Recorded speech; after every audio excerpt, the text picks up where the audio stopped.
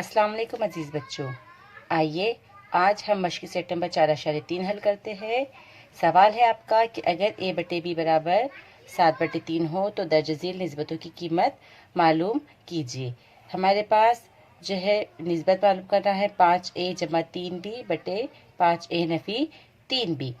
देखिए शुरुआत कहाँ से करेंगे, जो दिया है यानी कि a बटे बी बराबर 7/3। अब हमको a के साथ क्या चाहिए, 5, और b के साथ क्या चाहिए, 3। इसका मतलब हम इस वाली मसावात के तरफैन को करेंगे 5/3 से ज़र्ब, है ना। तो तरफैन को 5/3 से ज़र्ब करने पर हमने ये 5/3 कहाँ से लाए, ये 5/3 हमको सवाल से मालूम पड़ा, यानी जो हमको चाहिए हम उसको यहाँ पर हम इस्तेमाल करेंगे। ठीक है, तो ये क्या हो जाएगा, 5/3 ज़र्ब a बटे बी बराबर 5/3 ज़र्ब 7/3। इसको हल कर लेते हैं। इधर आ जाएगा 5 ज़र्ब a यानी कि 5a और 3 ज़र्ब b यानी कि 3b बराबर ये हो जाएगा 5 7 35/9।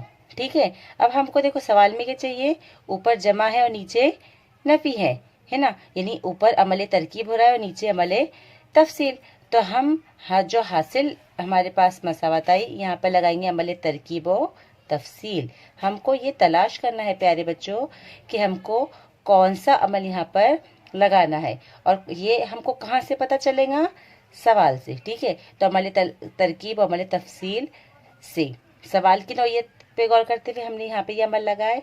तो इस साइड हो जाएगा 5a जमा 3b बटे 5a नफ़ी 3b, और इधर हो जाएगा ये 35 जमा 9 बटे 35 नफ़ी 9, है ना। हम इसकी कीमत निकाल लेते हैं।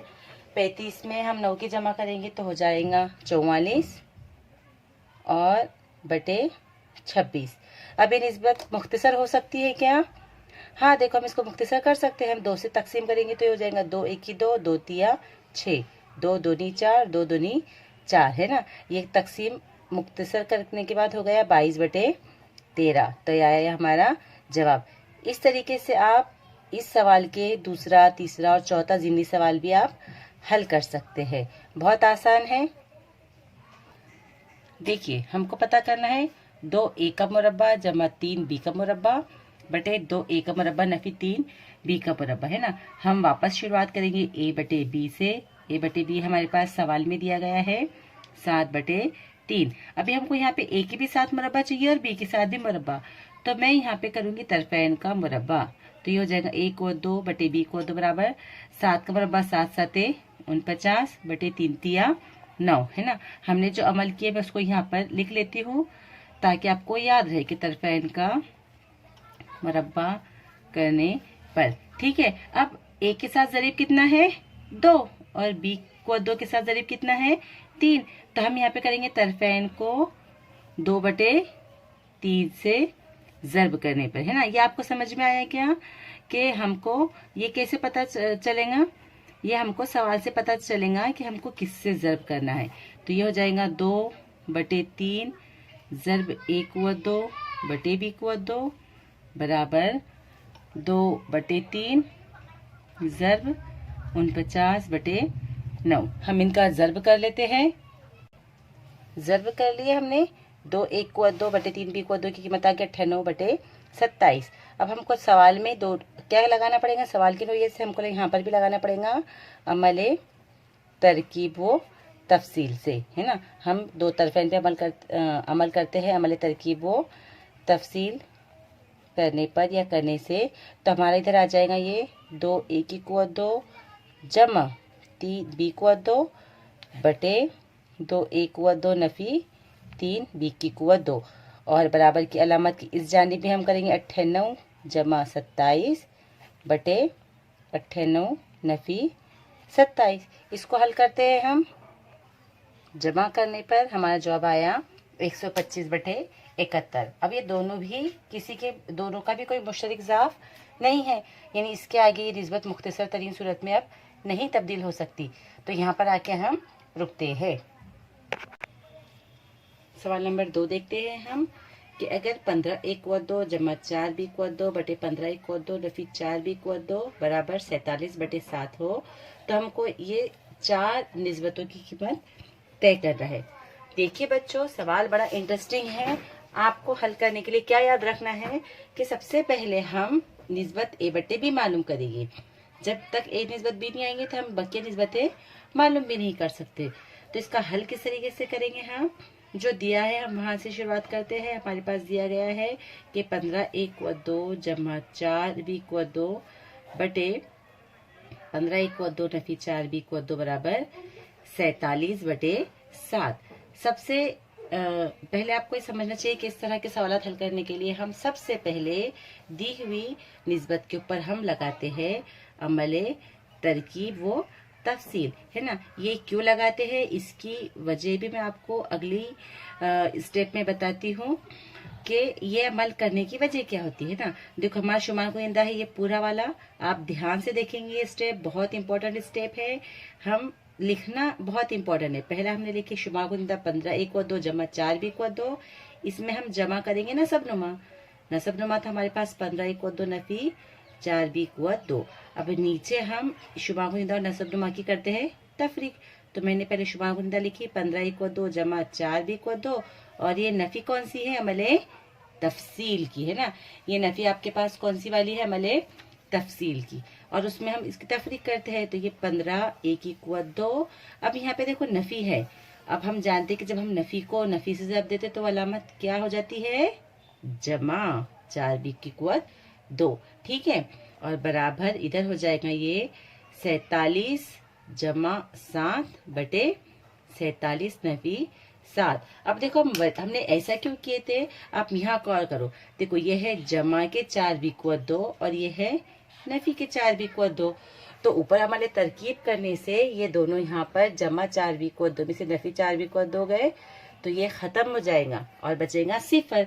उसी तरीके से देखो नसब नुमा में अमले तफसील जब हमने लगाए थे तो 15 इक्वल 2 जमा के है और नफी 15 इक्वल 2 तफरीक के है, तो ये दोनों भी क्या हो जाएंगे, 0, है ना। तो यहाँ पर हमारी ये वाली जो हमको बड़ी सी निस्बत नजर आ रही है क्या हो जाएंगी, 15 इक्वल 2 और 15 इक्वल 2, ये हो जाएगा 30 1 इक्वल 2 बटे 4 बी इक्वल 2 और 4 बी इक्वल 2 कितने बी इक्वल 2 हो जाएंगे, 8 बी इक्वल 2, है ना। देखो कितना मुख्तसर हो गया। तो ये वजह है अमले तरकीब वो तफसील करने की। इस तरफ हम अमल कर लेते हैं। 47 में 7 मिलाए तो हो गए 54 बटे 47 में 7 गए तो बचे 40। अब यहाँ से हम a इक्वल 2 और b इक्वल 2 को अलहदा कर लेते हैं। तो ये आ जाएगा a इक्वल 2 बटे b इक्वल 2 बराबर, यहाँ पहले से मौजूद है 54 बटे 40 और ये कसर 30 बटे 8 इधर आके क्या हो जाएंगी, है ना, उसका ज़र्ब में आपको सीधी हो जाएगा ये 8 बटे 30, ठीक है। हम इसको मुख्तसर कर लेते हैं। देखो कट जाएंगे यहाँ पे 8 1 8 8 पंजे 40 6 पंजे 30 6 9 54, है ना। हमने तकसीम किए, आसान तकसीम है। तो ये हो गया 9 1 की 9 बटे 5 पंजे 25। तो यहाँ पर आया हमारा 1 को 2 बटे b को 2 बराबर 9 बटे 25। अभी देखो यहाँ पर हमको a बटे b मालूम करना है, तो ये हम कुव्वत को जब इधर भी जाएंगे तो बच जाएगा जज़ुल मुरब्बा। तो हम यहाँ पे लिख सकते हैं कि इसलिए a बटे b बराबर कुव्वत को उधर भी जाने पर ये हो जाएगा जज़र 9 बटे 25। और जब हम 9 बटे 25 का जज़र मुरब्बा निकालेंगे तो आप जानते हैं कि 9 का जज़र आएगा 3 बटे 5। तो इस तरह से ये हमारा पहला आंसर आ गया a बटे b बराबर 3 बटे 5। आसान है ना, बहुत आसान है ना। एकदम आसानी से हमने अमली तरकीब व तफसील लगाने से इसको हल किए, तो ये जवाब आ गया। दूसरी निस्बत पता करनी थी हमको 7a नफी 3b बटे 7a जमा 3b, है ना। तो हम यहाँ पे शुरुआत करेंगे हमारे पहले आंसर से। पहला आंसर आया था हमारा a बटे b बराबर 3 बटे 5, है ना। अब सवाल की नौयत से जो हमको चाहिए हम उसको ले लेते हैं। सवाल में हमको चाहिए a के साथ में 7 और b के साथ में 3, है ना। तो हम कर देंगे यहाँ पर जैसे हमने सवाल नंबर 1 में किए थे कि तरफैन को 7 बटे 3 से ज़र्ब करने पर और अब आपको अच्छी तरीके से समझ में आया होगा कि भाई हम ये जो ज़रीब सिलेक्ट करते हैं, ये ज़रीब हम कैसे सिलेक्ट करते हैं, सवाल के नोयत पे, सवाल को सामने रखते हुए, है ना। तो ये हो जाएगा हमारे पास 7/3 से हमने ज़रब किए A/B को। उसी तरीके से प्यारे बच्चों दूसरी तरफ भी हमने ज़रब किए 7/3 को 3/5 से। हल करो, 7 ज़रब A 7A, 3 ज़रब B 3B। तो ये हो गया 7A/3B बराबर। अब देखो 3 और 3 हमारा तकसीम आसानी से हो जाएगा, इधर आ जाएगा 7/5। ठीक है। अब सवाल में हमारे पास ऊपर नफी है, नीचे जमा है, इससे कोई फर्क नहीं पड़ता। पहले हम ले लेंगे हमारे पास अमल तरकीब व तफसील, और उसके बाद हम कर लेंगे उसका अमल अक्स। तो नफी जो है वो ऊपर चला जाएगा, जमा जो है वो नीचे आ जाएगा। ठीक है। तो मैं इस पर लगाती हूँ अमल तरकीब व तफसील। मैंने लगाई अमल तरकीब व तफसील। तो ये हो गया 7A जमा 3B बटे 7A नफी 3B बराबर इस जानिब 7 जमा 5 बटे 7 नफी 5। इसको हम हल करेंगे तो ये आ गया 2/1। अब जो हमको चाहिए उसमें ये नफी वाला ऊपर चाहिए और जमा वाला नीचे चाहिए, है ना। तो आसान है, हम लगा देंगे अमले अक्स से, है ना। तो अमले अक्स करने पर या अमले अक्स से ये मसावत ये निस्बत हमारी तब्दील होकर हो जाएगी 7A नफी 3B बटे 7A जमा 3B बराबर 1/2। देखा प्यारे बच्चों, यहाँ हमारा जवाब आ गया 1/2। अब आप ये सवाल हल करने की कोशिश कीजिए। इसके लिए आप आपके सरपरस्त हज़रात या आपके असातिज़ा की मदद कर सकते हैं। तो ये वाला सवाल मैं आपको आपकी प्रैक्टिस के लिए छोड़ रही हूँ, है ना। इसको आप मुकम्मल कीजिए।